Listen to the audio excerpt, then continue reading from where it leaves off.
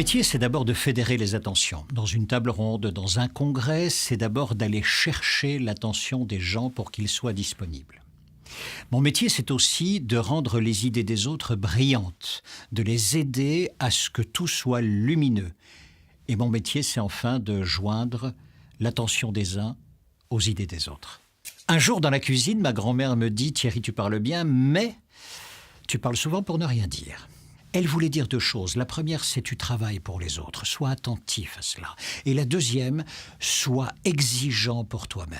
Mon intime conviction, c'est qu'on utilise énormément de mots pour dire ce que l'on a à dire. On pourrait faire l'économie de beaucoup de choses. Souvent, quand vous entendez les gens, ils parlent énormément pour exprimer leur idée, qui pourrait être résumée dans 2 phrases, qui seraient elles-mêmes lumineuses et limpides. En revanche, vous voyez beaucoup de mots, et souvent, vous relâchez votre attention parce que l'idée n'est pas tellement présente.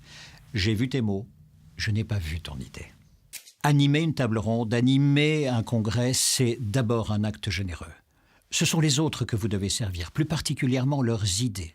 Donc, allez bien comprendre leurs idées, les exprimer en quelques mots, faire en sorte qu'elles soient limpides, qu'elles soient lumineuses et qu'elles puissent être retenues par tout le monde. Ça, c'est un premier cadeau, une première exigence que l'on doit avoir pour soi et pour les autres. Finalement, avant un congrès, avant une table ronde, je pense toujours quelques secondes à ma grand-mère parce qu'encore une fois, elle me disait « Sois exigeant avec toi-même et travaille pour les autres ».